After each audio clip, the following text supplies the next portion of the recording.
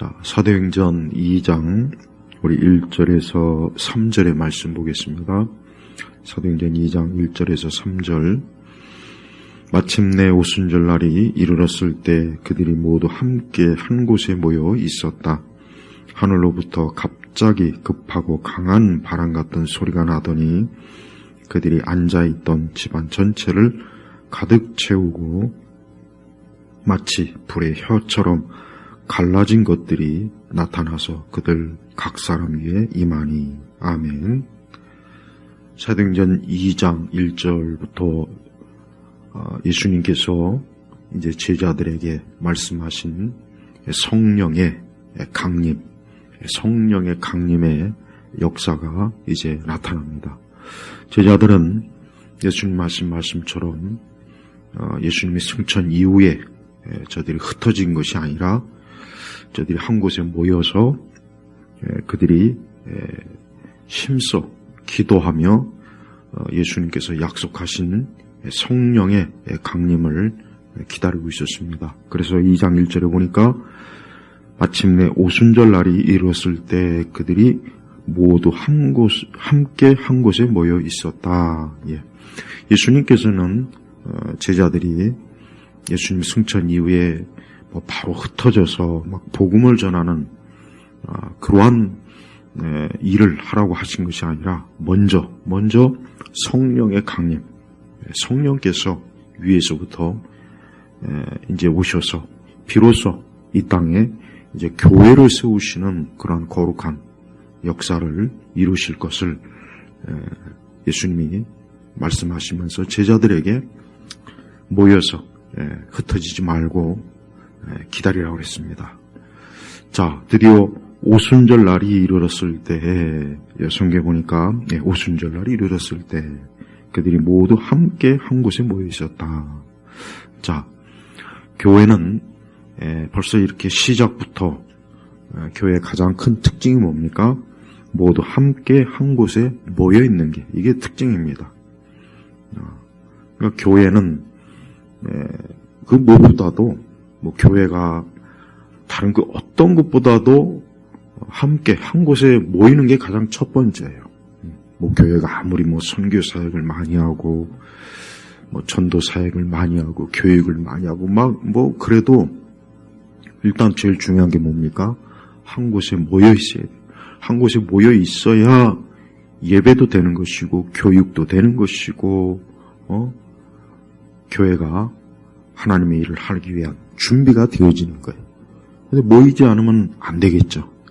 우리가 지난번에 이 코로나 사태 때 교회가 얼마나 힘들었습니까? 뭐가 힘들었습니까? 모이지 못하는 게 힘들었어요. 모여서 예배를 드리지 못하고 기도회를 하지 못하고 모여서 뭔가 교회가 참 우리 성도들이 교회 생활하는데 얼마나 큰 어려움을 겪었습니까? 그때 우리 한국교회 아주 대단히 불량하고 악한 자들이 있었어요. 누구냐? 코로나 사태니까 우리가 이럴 때는 모이지 말고 흩어져서 각자의 처소에서 예배드리자. 그런 식으로 선동하면서 새로운 예배 형태다. 그렇게 얘기해요. 그게 과연 맞는 말입니까? 성경이 뭐라 그랬습니까? 모이기를 피하지 말라 그랬어요. 그러니까 모이는 것이 힘쓰라는 얘기예요. 그 말씀은. 자, 오늘 사도행전 2장 1절에 뭐입니까? 예수님 승천 이후에 사도들과 또 예수님을 따르던 그 많은 사람들이 뿔뿔이 흩어져 갖고 각자 자기 처소에서 기도하고 각자 자기 처소에서 전도하고 그랬습니까? 아니에요. 그거는 먼저 모여서 교회가 이루어진 다음에 이제 그것은 이루어질 일이에요. 그리고 또 역시 그렇게 한다 해도 역시 또 다시 모이는 거예요. 그러니까 교회는 모이는 교회가 생명력 있는 교회예요. 그러니까 모이지 않는 교회는 사실 엄밀히 얘기하면은 교회라고 할 수가 없어요. 근데 코로나 사태 때 많은 우리 교회가 어때요? 모이지 않는 거를 어쩔 수 없이 당연하다는 식으로 이제 이렇게 인식을 해요. 물론 여러 어려움이 있죠. 국가적으로 방역 대책을 세워서 모이지 말아라, 한 곳에 밀집하지 말아라, 이런 방역 지침 때문에 이 모이는 여러 형태의 모임이 막 취소되고 그러지 못했어요. 근데 안타까운 건 어쨌거나 교회는 그로 인해서 영적으로 막대한 지장을 받고 해를 받으며 또 많은 참 작은 교회들이 참 어떻게 보면 거의 교회 문을 닫다시피 했습니다. 그리고 또 많은 교회를 나오던 신자들이 이제 각자 편안하게 집에서 또 예배 드리고 그게 마치 이제는 그게 당연하다는 것처럼 그게 익숙해져서 아예 이제 또 교회를 아예 나오지 않는 이들도 많이 있어요. 근데 그것은 진정한 그리스도인이라면은 그것이 얼마나 자기 영혼에 많은 어려움과 고통과 또 믿음에 있어서 큰 참 손실이라는 걸 분명히 알 겁니다. 그래서 우리 성도들은 모이는 걸, 교회에서 모이는 거를 기뻐하고 즐거워해야 되는 거예요. 왜? 그 모이는 그곳에 우리 주님이 함께 하시면서 우리 성도들에게 예배를 받으시고 또 모여서 기도하고 그 모여서 영적으로 힘을 얻고 위로를 얻고 소망을 얻고 또 말씀의 지식을 배우고 그걸 통해서 다시 또 흩어지면 그 힘으로 또 우리가 세상에서 살아가는 거예요. 믿음으로. 근데 모이는 것을 패하는 자들이 지금 얼마나 사실 많이 있습니까? 이거는 절대 사실은 정상이 아닙니다. 절대 좋은 건 아니에요. 그래서 우리 성도들은 오늘 이 사도행전 2장 1절에 보니까 모두 한 곳에 모여 있었다 하는 이 말씀이 얼마나 영적으로 의미 있는지를 잘 알아야 돼요. 올 한 해 우리 성도들도 부지런히 주일에 하나님의 교회에서 모여서 또 예배 때 모여서 하나님께 예배를 드리고 기도를 하고 말씀을 배우고 성도의 교제를 나누고 하는 이러한 일들이 우리 성도들의 영혼의 성장에 필수적이라는 것을 꼭 알아야 됩니다. 우리 주님은 영적으로 우리와 함께 하십니다. 영적으로 함께 하시고 또 성령 하나님께서도 내주하셔서 우리와 함께 하세요. 그렇지만 주께서 기뻐하신 게 뭐겠습니까? 주님의 몸된 교회에서 같이 주의 자녀들이 모여서 함께 하나님께 예배드리는 것을 하나님의 영광을 받으시는 거예요. 이게 신약교회의 아주 중요한 원리예요. 그래서 모이는 것을 대수롭지 않게 그럴 수도 있지 그렇게 생각하는 건 대단히 잘못된 거예요. 그래서 우리가 이 모이기를 피하는 자들을 조심해야 돼. 모이기를 피하는 자들이 많잖아요, 요즘은. 굳이 교회에 갈 필요 있냐? 교회에 모일 필요 있냐? 물론 어떤 여러 어쩔 수 없는 상황은 있어요. 몸이 안 좋다든가 또 여러 무슨 문제가 있겠죠. 그러나 근본적으로 교회는 모여서 성도들이 함께 예배를 드리는 게 이게 정상적인 성경의 원리라는 걸 우리가 잘 알아야 됩니다. 지금 시대는 갈수록 우리 교회들이 자꾸 모이는 것보다는 모이지 않는 것을 더 추구하는 그런 교회 형태들이 자꾸 유행을 해요. 물론 우리가 모이는 것도 무조건 모인다고 다 좋은 건 아니죠. 그러나 우리가 바른 말씀과 기도와 예배, 바른 예배 속에서 모이는 것이 신약교회의 원리이기 때문에 우리 그리스도인들은 하나님의 교회에서 성도들과 함께 모여 우리 주님께서 그곳에 임재하신다는 것을 명확하게 알아야 됩니다. 2절을 보면은 하늘로부터 갑자기 급하고 강한 바람 같은 소리가 나더니 그들이 앉아있던 집안 전체를 가득 메우고 마치 불의 혀가처럼 갈라진 것들이 나타나서 그들 각 사람 위에 임하니. 이게 성령의 강림, 성령의 강림. 그래서 오순절 성령 강림, 또 성령 세례 막 이렇게 얘기를 해요. 자, 우리는 이 성령님의 이 역사하심이 구약에서도 성령의 역사하심은 분명히 있었어요.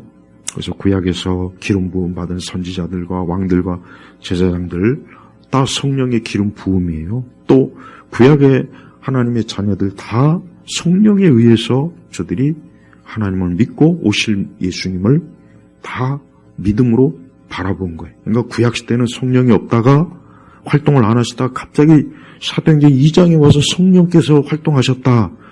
그렇게 오해할까? 그렇게 오해하면 안 돼요.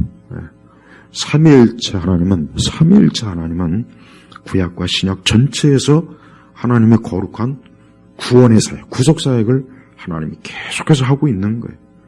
다만 제가 지난주에 얘기했죠. 하나님께서 이제 예수님께서 이제 이 땅을 육신으로 계셨던 그분이 이제 이 땅을 떠나 그분이 누구를 보낸다고 했습니까? 아버지와 아들이 성령님을 보내시는 거예요. 그 보내신다는 게 뭔 뜻이냐면 제가 지난주에 얘기했죠. 데뷔, 마치 제가 가장 데뷔하는 거예요. 물론 그 전에 공식 성령께서 계속 하나님의 영이 역사하셨어요.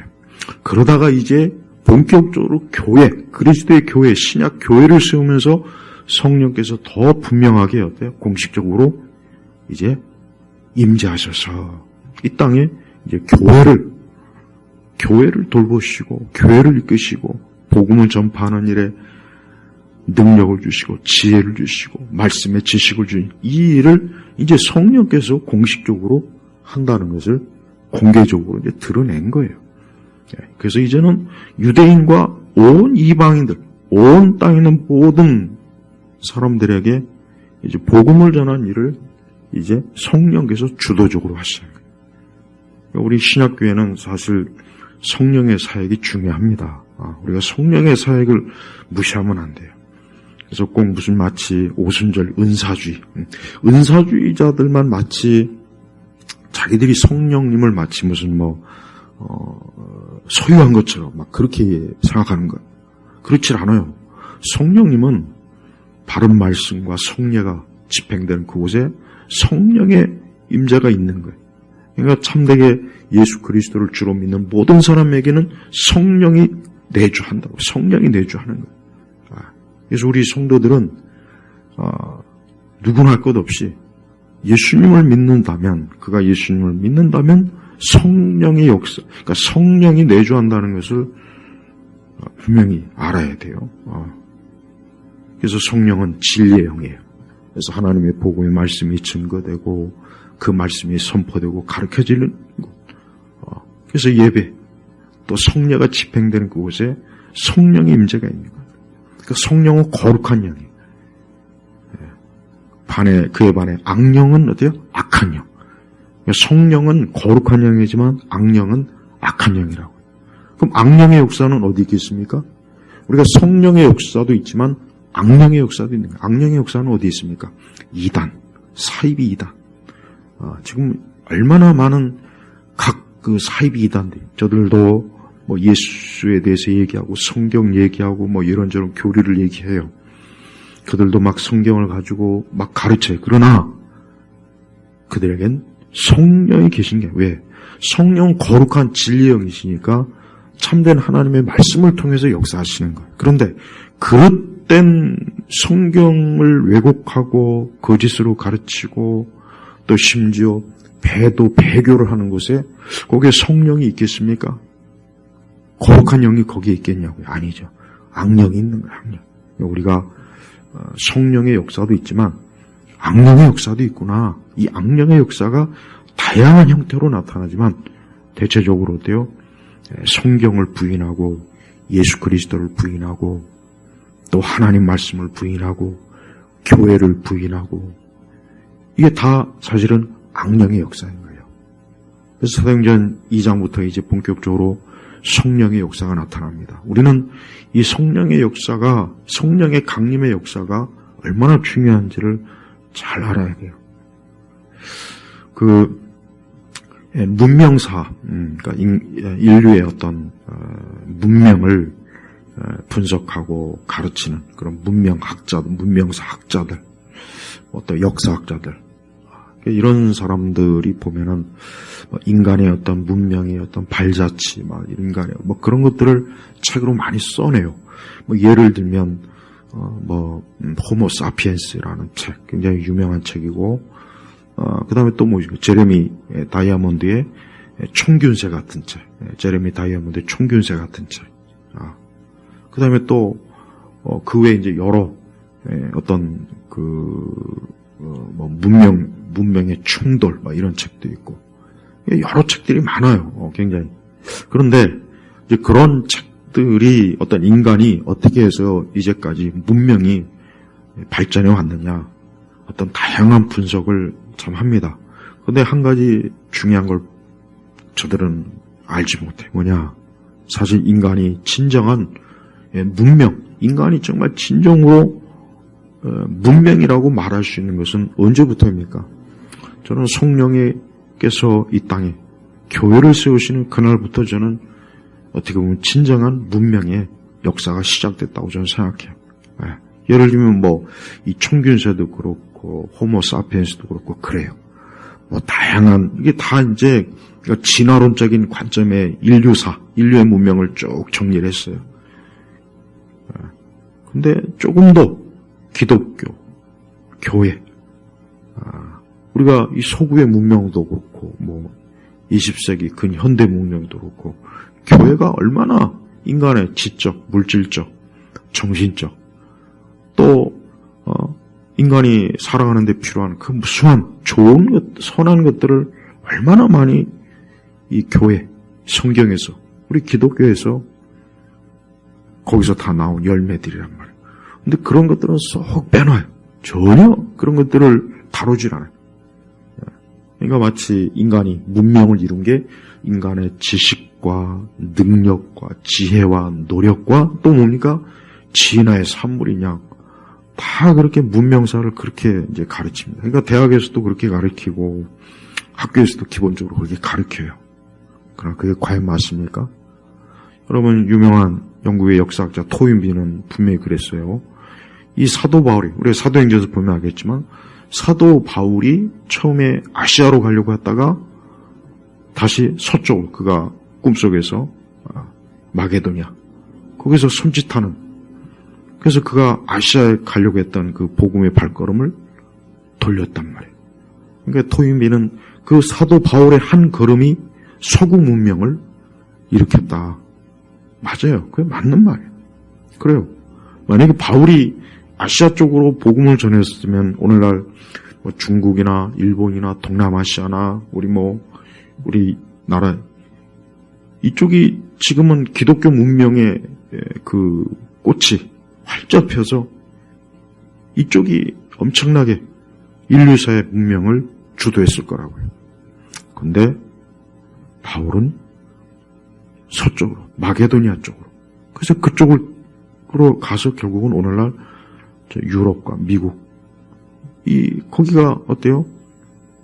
이 복음의 씨앗이 뿌려지는 그런 첫걸음이 됐다고요. 자, 보십시오.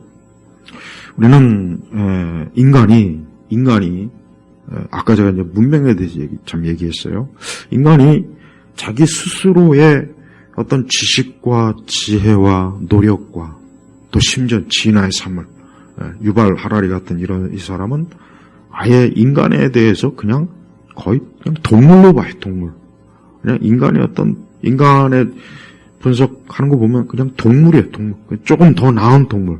조금 더 발전되고 발달되고 좀 더 좀 지능이 높은 그 정도로밖에 안 봐요. 그냥 그 정도예요. 그 정도로 심해요.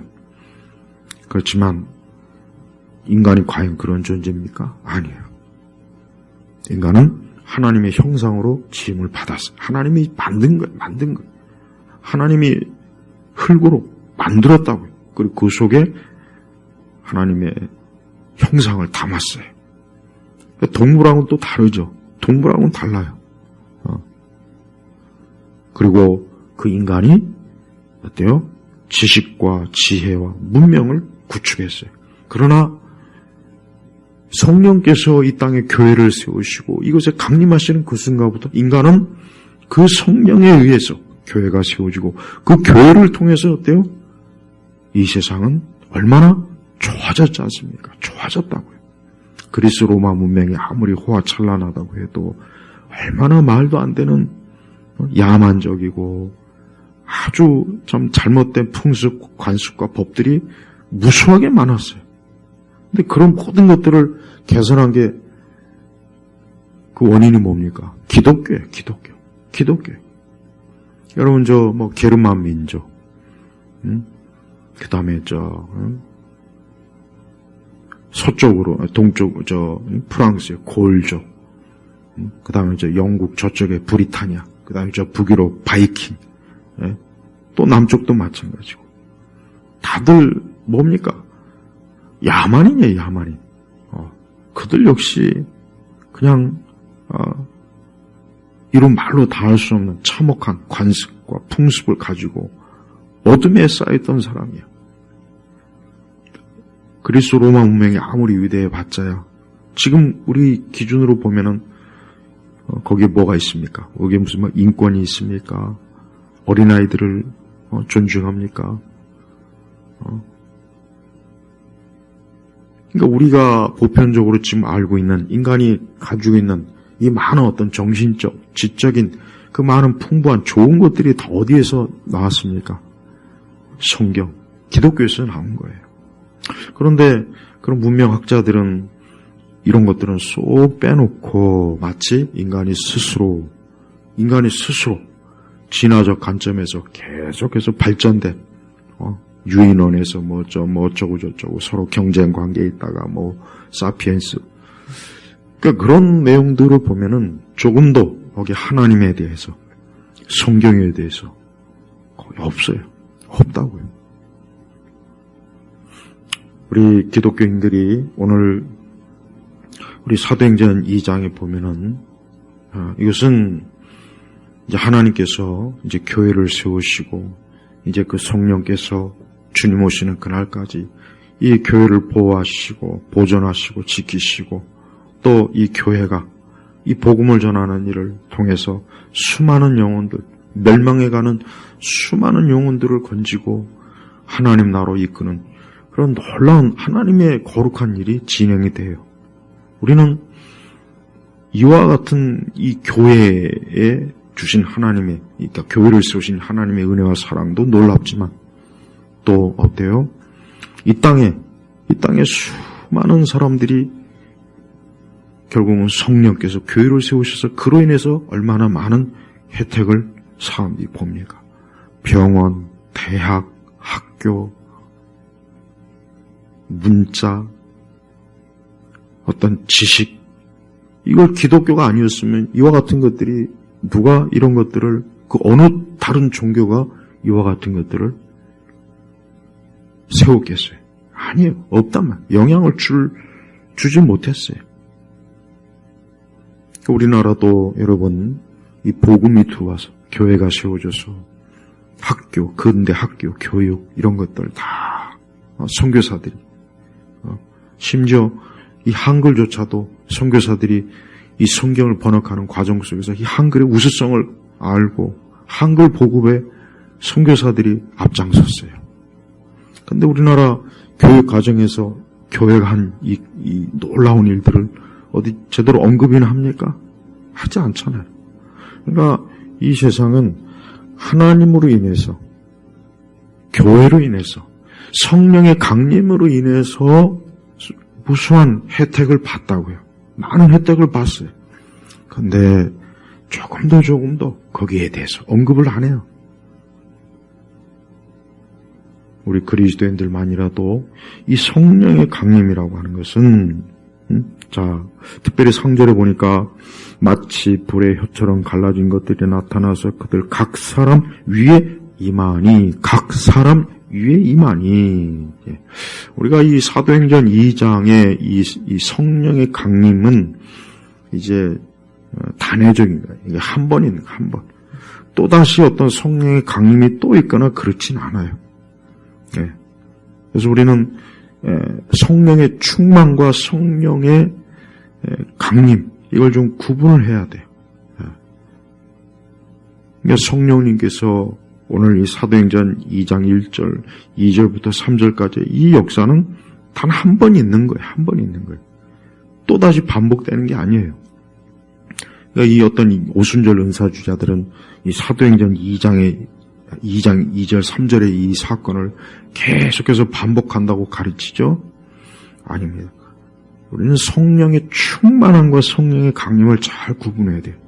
믿는 우리 성도들이 말씀과 기도로 예배로 계속해서 성령의 충만함으로 항상 우리는 어때요? 예? 에베소서의 말씀처럼 성령의 충만하라고 했잖아요. 술 취하지 말고 성령의 충만하라. 항상 늘 성령 안에서 살아가라. 늘 성령의 그 역사에 민감하라. 늘 성령의 감동으로 살아가라는 뜻이에요. 그게 성령 충만함. 그러니까 이제 우리 성도들은 항상 성령 충만을 위해서는 기도해야 되겠지만 어떤 성령 세례, 성령 은사주의자들은 그런 것을 우리가 구하는 것은 그건 성경적으로 맞지는 않아요. 또한 이제 성령께서 각 사람 위에 임했죠. 바로 이게 굉장히 중요한 일입니다. 성령께서 각 사람 위에 임했다. 이게 뭔 얘기입니까? 어떤 정신적 각성? 아니면 어떤 지적인 각성? 아니면 어떤 알지 못하는 어떤 신비한 어떤 각성, 그걸 얘기할까요? 그렇지 않습니다. 거룩한 영, 성령님께서 어때요? 믿는 자에게 이제 내주하시는 거예요. 이제는 예수 그리스도를 믿는 모든 이들에게 이제 성령께서 어때요? 성령이 우리 안에 있는 거예요. 우리 안에 있는 거예요. 각 사람 위에 있는 안에. 자, 성령께서 각 사람 위에 임하니. 위에서 임한 거예요. 그리고 임했다는 것은 우리 안에 내주했다는 얘기라고요. 그래서 우리 성도들은 우리 안에 내 안에 성령이 내주하신다는 것을 알아야 돼요. 그걸 분명히 알아야 돼요. 그걸 또 믿어야 되고, 그리고 그게 사실이에요. 믿는 자에게 성령이 임하는 거예요.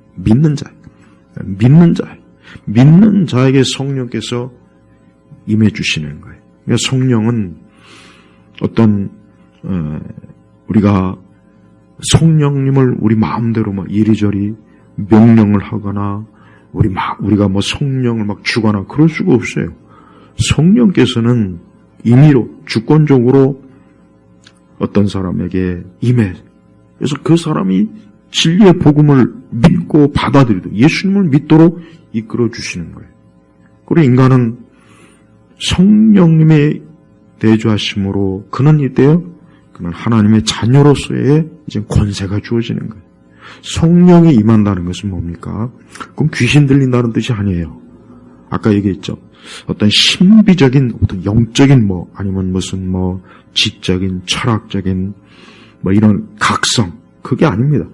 다른 여타 종교에서도 인간이 어떤 특별한 어떤 단계, 그런 걸 얘기해요. 불교에서도 얘기하잖아요. 또 신비주의 종교에서도 다 뉴에이지에서도 얘기하고. 그러나 기독교에서 말하는 건 뭡니까? 인격적인 하나님의 신이 인격적인 사람에게 임해서 그에게 어때요? 이제 하나님의 거룩한 자녀로 성령의 열매를 맺도록 살아가는 거예요. 여러 인간이 어떤 여러 각성의 그 방식이 있고 길이 있어요. 어떤 사상적, 철학적 각성을 하는 사람도 있어요. 인류 역사에서 보면 유명한 철학자들, 플라톤이니 아리스토텔레스니 이런 사상가, 그 다음에 또 근현대에도 많죠. 니체나 또 어떤 종교적 또 신비주의의 인물들도 있어요. 불교에서 말하는 부처도 마찬가지고 힌두교에서 말하는 여러 신도 있고 또 어떤 심리적, 정신적 인간이 어떤 또 다른 차원 높은 수준의 정신적 수준에 도달한다. 또 이렇게 가르치는 그런 어떤 심리적 높은 단계를 얘기하는 사람도 있어요. 뉴에이저들은 아예 인간이 신이다. 너 안에 신이 있다는 걸 깨달아라. 아예 또 그렇게 얘기하잖아요. 그건 다 잘못된 얘기입니다. 다 잘못된 얘기. 또 무당들이 신을 만난다. 그것도 사실은 뭐야? 그거는 대단히 가장 안 좋은 거예요. 악령을 만나는 거죠. 그러니까 인간이 여러 형태로 뭔가 더 나은 더 고차원, 뭔가 정신적, 의식적으로 좀 더 높은 차원의 것들을 얘기를 많이 해요.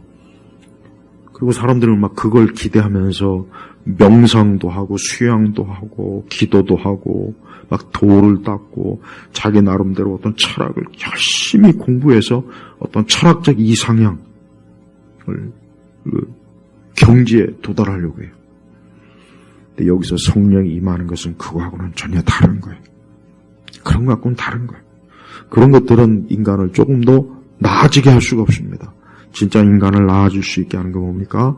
우리를 죄와 사망에서 건지신 예수님. 여러분, 인간은 죄인이에요. 인간은 죄로 인해서 부패하고 썩었어요. 죽었어요. 인간은 죄로 인해서 사실은 멸망할 존재예요. 그 멸망할 존재들이 아무리 명상을 많이 하고 아무리 종교적인 수양을 많이 하고 아무리 고차원적인 아주 신비적인 뭘 해도 여전히 죽음과 멸망과 사망으로 끝나는 거예요. 근데 그런 멸망할 존재인 사람을 생명으로 구원한 분이 누구입니까? 바로 예수님이에요. 그리고 예수님께서는 성령님을 우리에게 보증으로 이 땅에 보내셔서 믿는 우리 성도들에게 어때요? 주님 오시는 그날까지, 주님과 함께하는 그날까지, 주님의 얼굴을 보고 그분과 함께 영생을 누릴 그날까지 성령님께서 우리를 지켜주시고 보호하시고 이끌어주시는 것. 이게 진정한 의미에서 각성입니다. 특히 종교적인 걸 좋아하는 사람들, 특히 좀 종교에 굉장히 좀 관심 많은 분들이 보면은 어떤 불교나 어떤 도교나 어떤 힌두교나 아니면 뉴에이지에 빠져서 자기 나름대로 막 어떤 정신적 막 그런 거를 추구하는 사람들이 있어요. 근데 그 사람들의 꼭 말해주고 싶은 것은 성령님이 임해야 돼요. 사람은 성령님이 임하지 않으면은 아무리 명상을 해서 고차원적인 철학적, 정신적, 의식적으로 막 어떤 차원의 경계로 올라가도 그래봐야 결국 멸망으로 끝나는 거예요. 멸망으로 끝나요. 그러니까 우리가 불교라든가 티베트 불교, 또 라마교, 특히 이런 쪽에 빠진 분들이 많아요. 또 내가 아까 얘기했지만 뉴에이저는 일단 우리 인간 자신을 신이라고 여기니까 너 안에 있는 신성을 깨워라. 그 뉴에이저 책들을 보면은 이 정신작용하고 영적 작용을 결합을 해서 인간이 신이라는 걸 깨닫고 신성을 깨우쳐야 된다. 그게 깨달음이다. 거기서 또 그렇게 얘기한다고요. 아닙니다. 그것도 다 부질없는 거짓된 거예요. 오직 사람은 하나님의 아들 예수님을 믿어야 돼요. 예수님을 믿어야 그 사람이 진짜 새 사람 새로워지는 거예요. 거룩한 영, 이 성령님이 우리 안에 계실 때 우리는 비로소 그 사람이 이제 새로워지고 영원한 생명을 얻게 되는 거예요. 무당들 안타깝지만 그들 입으로 얘기하는 것처럼 자기들이 모시는 어떤 신, 무슨 장군 신이니 여러 잡단, 다 그 귀신들입니다. 다 그 멸망, 다 무당들, 다 멸망할 길로 이끄는 악한 영이라고요. 근데 그런 거를 추구하고 추앙하고 거기에 빠져서 점을 치고 구슬하고 무속행위를 한다? 그건 계속해서 악한 영으로 계속해서 빠져드는 거예요. 더 흑암으로 빠져들어가는 거예요. 또 특히 이제 또 성령 운동한다고 하는 그 부류들에게도 좀 정말 그 사람들도 문제 많아요. 성령 운동한다. 여러분 사도행전 2장부터 이제 우리가 이제 사도행전 2장에 보면은 성령님께서 사도들을 통해서 복음 전도 사역을 주도하는 게 나와요. 그러니까 복음을 전하는 주체는 누굽니까? 성령께서 사도들을 일꾼을 통해서 또 우리 믿는 성도들을 통해서 복음을 전하게 하는 거예요. 근데 사도행전 어디에 성령 운동이 나옵니까? 사도행전에 성령 운동이 어디 나오냐? 신사도 이단과 같은 그런 성령 운동이 어디 나옵니까? 또 요즘 유튜브에 보면은 무슨 성령 운동한다고 해서 이건 오래전부터 있었죠. 어떤 쇼를 해요. 종교적 쇼를 해요. 막 병든 자를 고쳐준다고 그러고 귀신을 쫓는다고 그러고 그런 식으로 해서 막 유튜브에서 보니까 막 수많은 사람들을 막 그냥 열광시키는 그런 미혹자들이 있어요. 거짓 교사들이에요. 그런데 사도행전에 보면 그렇게 능력이 많은 베드로나 사도들이 보세요. 바울도 보세요. 그런 식으로 했습니까? 아니에요. 예수 그리스도의 복음을 전했다. 복음을 전했어요. 복음을 전했다고요. 근데 왜 오늘날 성령 운동한다는 사람들 무슨 방언, 귀신 쫓고, 병 고치고, 무슨 금가루, 이런 짓들을 하는 사람들이 그런데 역시 꽤 인기가 있어요. 그러니까 그런 짓을, 그런 비성경적이고 사이비 이단 짓을 하는 사람들이 보면은 많은 추종자들이 그들을 따라다녀요. 많은 추종자들이 그를 따라다니면서 추앙하고, 이런 사도행전만 잘 우리가 봐도 얼마나 우리 예수님뿐만 아니라 사도들하고도 전혀 닮지 않은 그런 거짓 교사들이 지금 이 땅에 얼마나 많습니까? 그러니까 은사주의자들, 성령 운동하는 사람, 신사도 운동하는 사람들, 이 사람들도 사실은 이단이에요. 사실 이 사람들 이단이라고. 신사도는 명백한 이단이에요. 근데 이런 이단들을 추앙하고 그들의 집에 가가지고 무슨 하나님의 음성을 들었다, 어떤 환상을 봤다, 꿈에 뭘 봤다, 어떤 방언이 터졌다. 방언에 대해서도 이제 다음에 얘기하겠지만, 근데 사도행전은 그런 내용이 없어요. 그런 내용이 없다고요. 죽은 자도 살린 우리 베드로도 그렇고, 병든 자에게 안수해서 병 고치는 바울도 그렇고, 그들이 언제 그들이 이적과 기적으로 사람들을 끌어모아가지고 그들 몰려다니면서 여기저기 그런 기적, 이적쇼를 한 내용이 있냐 이거예요. 그러니까 제발 그런 집회, 그런 유튜브 방송, 그런 거에 관심을 갖지 말고 진짜 성령이 임하면 뭡니까? 성령의 열매를 맺어야지. 성령의 9가지 열매를 맺어야지. 9가지 열매. 이게 중요한 거잖아요. 우리 시대는 그래요. 성경에서 맞지 않는 그런 많은 어떤 놀라운 어떤 초자연적인 뭔가 막 그런 것들을 추구하는 사람들이 여전히 인기가 있어요. 여전히 그런 성령님은 진리의 영입니다. 근데 하나님의 진리의 말씀을 바르게 가르치지 않는데 역시 그런 사람들 앞에 가서 주여 주여 하고 박수치고 환호하고 만세 부르고 그런 일들 많이 있습니다. 성령님께서 하시는 유일한 사역이 뭡니까? 예수 그리스도, 하나님의 아들 예수 그리스도, 그분이 우리의 구원자예요. 죄와 허물과 어리석음으로 파멸에 빠져 죽고 멸망할 존재인 우리들을, 죄인들을 건지는 거예요. 그래서 건져서 그 사람을 새 사람으로 만드는 거예요. 회개시키고 새 사람으로 변화시키고 계속해서 성화시키고 성령의 열매를 맺게 하고, 이게 성령님이 하시는 일이라고요. 근데 우리는 그런 성령님이 하시는 가장 중요한 그 일은 재미없어. 재미가 없어. 재미도 없고 신기한 것도 없고 놀라운 것도 없고 지루해. 우리는 좀 뭔가 번쩍번쩍하게 막 그냥 음악 소리도 쿵쿵쿵쿵 나고 빛도 막 여기저기서 쏘고 갑자기 막 방언이 터지고 귀신이 쫓겨나가고 병자도 그냥 벌떡벌떡 일어나고, 예수님과 사도들이 전혀 원하지 않는 방향을 잘못 집은 그러한 형태로 기독교가 얼마나 많이 흘러가고 있습니다.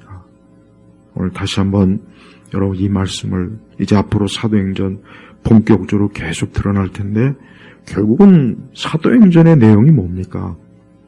성령께서 하나님의 아들 예수 그리스도가 구원자이십니다. 우리 모든 사람 누구나 할 것 없이 남녀노소 높은 자나 낮은 자나 가난한 자나 부자나 배운 자나 배우지 못한 자나 귀족이나 평민이나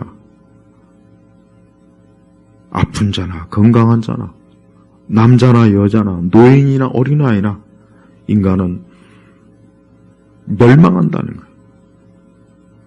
예수님을 믿지 않으면 멸망하기 때문에 빨리 예수님을 믿으라는 거예요.